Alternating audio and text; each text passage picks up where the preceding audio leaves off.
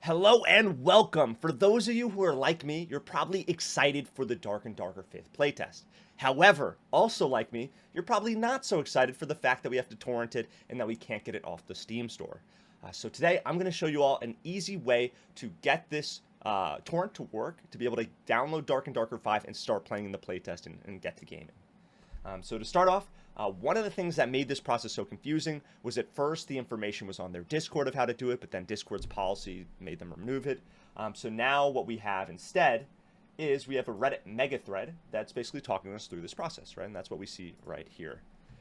So in this thread, you can see we have this torrent link, and if you are new to torrenting, do not worry, I'll walk us through the process. I'm actually going to do an easier process, at least in my mind, than using Utorrent or Qbitorrent. We're going to be using the Brave browser. So we need to use this link basically to torrent it. And then also this mega thread also says, do not torrent things from other sites. Once again, if you're new to torrenting, it's a bit riskier than just downloading off the Steam webpage. So you have to be careful and make sure you're not using any links that are malicious, any links that are not official. So really all we need from this post is this link right here. Next up, what we're going to need to do, and you see that I'm using Brave browser right now, but if you do not already have it, you are going to have to download the Brave browser. Now, before you ask, hey, I like Google Chrome, I like Microsoft Edge, maybe even I like Microsoft Explorer, which, I've never heard before. Why am I installing Brave? The reason is instead of installing Utorrent or Qbitorrent, I personally prefer to use the Brave browser to torrent stuff.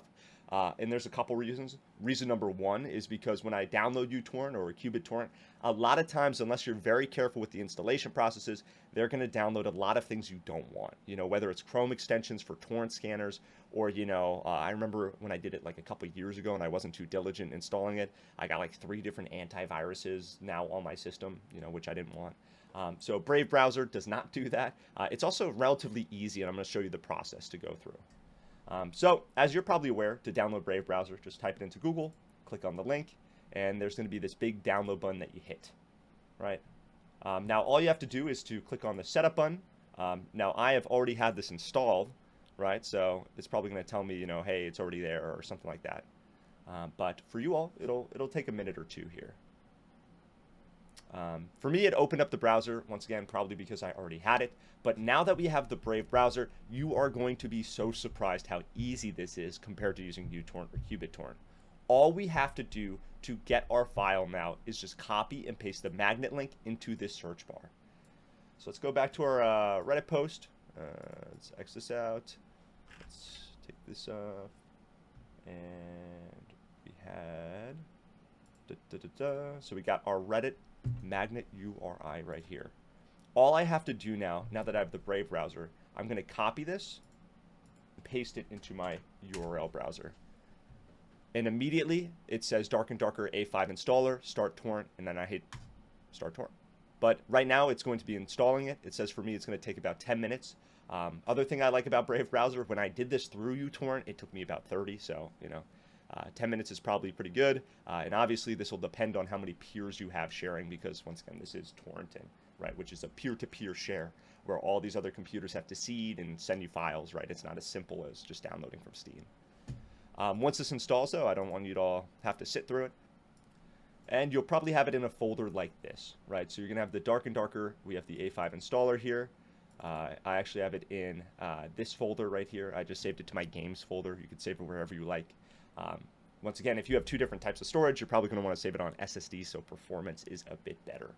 But once you get this folder installed, right, so once this is done torrenting and you now have it in your Windows file system or your Mac OS file system, all you have to do is double-click on installer.exe, and this will walk you through the process. Keep in mind, once again, this is a torrented file. You will probably get this warning that Windows protected your PC bravely against the Dark and Darker 5 playtest. However, we're going a bit rogue. We're going to hit more info and hit run anyway. Hit yes, and now we have our installer. So once again, you just hit next, I agree, and all this stuff, and say where you want to install it. And once you designate that location and install it, you're good to go. Once all of this is designated, since once again I've already installed this, I don't want you all to sit through watching me install it. Once that's done, all you have to do is go to the location where you installed the game. In my case, it's this Dark and Darker A5 folder. And then double click the dungeoncrawl.exe file here. This will take a moment, but honestly, the video is pretty much done at this point. You've already installed Dark and Darker. There is one last thing. There's one last thing that might trip you up a little bit. And it confused me at first. And it's when we start up Dark and Darker, right? When we start up this executable, it's going to ask you for an ID and password. Now you may be confused. Maybe you don't know your ID and password. And you shouldn't, because this is actually asking you to create an account, right? So even though this doesn't say sign up or, whatever, right now is when you choose your ID and your password. You have to remember that ID and password. Otherwise, you will get locked out of your account, right? So keep in mind the sign-in page. At first, it acts as a create account page, but once you create an account and log in for the first time, use those credentials every single time you log back into the playtest. So that wraps us up for the video. Thank you all for watching, and I'll see you all in the next video.